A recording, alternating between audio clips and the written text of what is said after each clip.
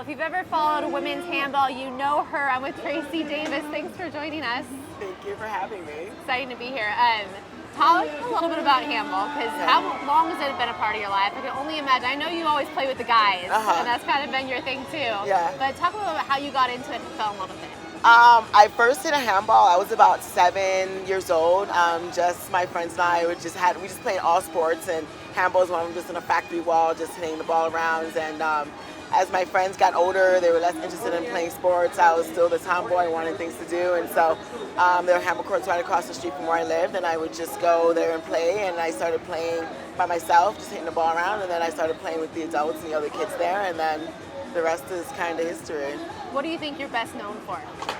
For one-wall handball, I think I'm best known for that. It's where I've had the most success in handball.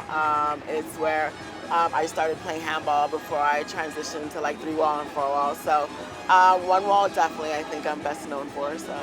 We talked to Danielle, and she said how you somewhat trained her as well. Kind of she was so excited to meet you back then, and then you started training her. What kind of made you want to get more women into it and start training them as well?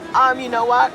That was what drew me into playing handball. You know, it was a guy that introduced me to tournaments, but it was the women that I met that kept me there, because you know, I was just this real angsty, trying to prove myself, you know, loner type, and you know, these women really kind of just pulled me in and made me feel included and just encouraged me and kept me positive when I just didn't think I could compete or be able to rise to the occasion. You know, they just really taught me a lot about how to be, you know, a graceful winner, as well as being able to accept defeat and not, you know, take it personally, and just to go out there and keep striving to do your best and just represent the sport. And represent being a women's athlete to the best of my abilities. So, I mean, they gave that to me, and I feel that's, you know, I'm happy I had the opportunity to have met, you know, Danielle and also Sandy and a couple other girls to pass it along, because, you know, they keep me invigorated and keep me wanting to play in the sport. And, you know, the fact that we've been able to have friendships from that, and it's intergenerational and all that. So, you know, you know, I've always played with Danielle. I don't take credit for any of her success, you know, or having trained her, but, you know, she's such a pleasure to play. She's so much fun. Whenever I have the chance to play in a competition or even just a pickup game, it's like my honor to be able to do that, and she's such an awesome person, so, yeah. Talk about women's handball, kind of how it's all changed the last 10 years, because you've been around a while. It's changed a lot. I feel like the level of competition has definitely gone up. I feel like the depth of competition in women's handball has gone up. You know, we don't have the same amount of numbers as the men's divisions do, but for the women that play, you know, it can be 60 women in a draw, and 14 of them can contend for the title. So that's how deep it is from basically the first round. Everyone has to be in there and just kind of grind it out and see who's, you know, going to come out to be the best. But, you know, at the same time, I think the women are enjoying the competition, whereas when I started playing, it seemed the women were hesitant to be part of a group of other women that were able to play. Because like you said, playing a lot with the guys, you know, I'd go to a park and be the only woman that played, and, you know, I'd be like, oh wow, there's a woman that she can play handball. Now you go to a tournament and there's 50 other women that can do the same thing. You know, you're kind of not as special, but you still are. You know, you're still part of this fraternity of women that play, and that can play it so well despite kind of having, you know, not as much recognition, as still more development and not as the same numbers, but still being able to go out there and show the highest level of athleticism for such a difficult sport. I think the women are doing it, so, you know, I'm happy to see the next generation coming up, and they're that much better than the generation before them. So. You play all the games of handball, 1-wall, 3-wall, 4-wall. When you talk about 4-wall, you see the Irish girls come over now, the Irish women athletes come over. They're fantastic. But is it frustrating at all for the American ladies who, you can't practice against Danielle every single day? You all live in different parts of the country, whereas they're kind of all right there. They run into each other at tournaments every so often and kind of get that high competition play more often. Is that frustrating, or is it more just the way it is? I guess, you know, I try not to take it as a frustrating thing. You know, you just have to work with the circumstances you have. You know, I try to just use what I see in the tournaments, what the Irish players do, and I try to go back home and practice it on my own. Try to see what other players have that sort of thing in their game, and try to get, you know, tips from them on how to do it. So I think it's just the player's outlook versus if it's not frustrating for me, but I can imagine for some players it would be. So.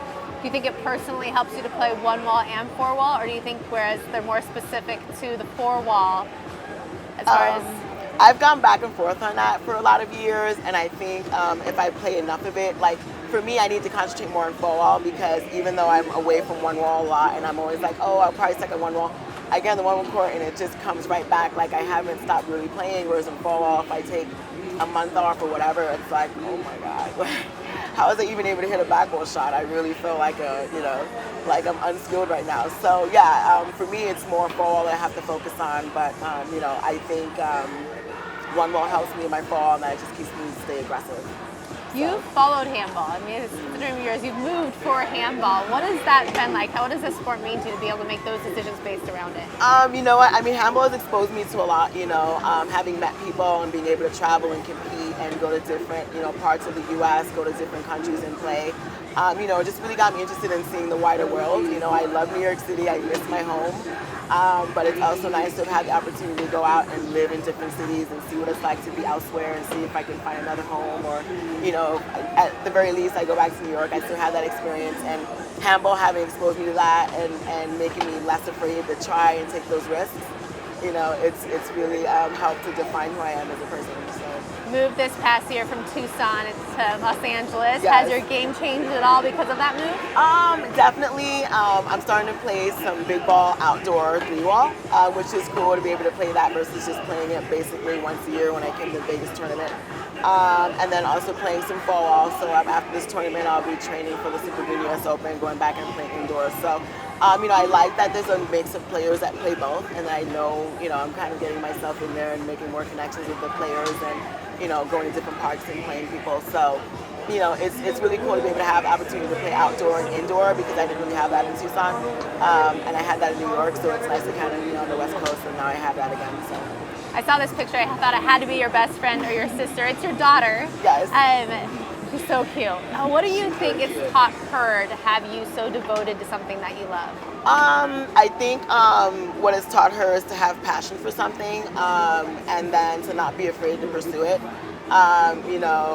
It is hard to fail, and sometimes you fall flat on your face trying to do something, and other times you rise to the occasion and you have the victories, but that's kind of what life is about, and being able to pick yourself up and move on and still try to laugh and find positive in every day. I think those are the qualities she has as a person, and so I'm happy that I was able to pass it along to her. Is she an athlete like you? She's not an athlete like me. She just does her own thing. She's not into sports or athletics or anything like that. Yeah, she's not. Is that hard for you, or do you like it because it gives you another outlet?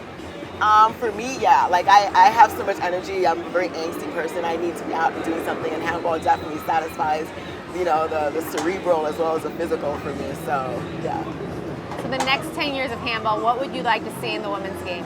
I'd like to see more women playing, more women introduced to it. I think that women, I've had the opportunity to introduce other women to the sport, and a lot of them love it, they take to it, but it's to keep that going, that's the difficult part of it. So I just like to see more numbers, more programs that kind of are developed to get more juniors playing, especially girl juniors, and just keep putting all the effort to making the sport grow. When you talk to people and you tell them about it, what do you say to them to help grow that? Well, today I met a few people today, and every single one of them I told them, and I had a good view to show them the courts. I told them about it. So I told my coworkers about it. I tell my family about it. They follow it on Facebook. They follow it on the website. So I just tell everyone I know, even people that don't know about it. I explain it to them. I show them YouTube clips. I tell them about what I've done in the sport, all of the ways that it's helped to enhance my life and stuff like that. And they really just like they're really excited about it and they're interested in it. So I just try to pass that interest and excitement along. So. What do you say to that person on the plane when you're traveling anywhere and you tell them what you do and they're like, handball, never heard of it? I tell them it's like racquetball without a racket. You use your hands. And so much harder because you have to take those extra steps. Exactly. And, you probably want to go off forever about it. Oh yeah. Trying to explain it to them how great it is. Yeah. Well, we always love talking to you, so thank you so much. Thank you so much. Thank you.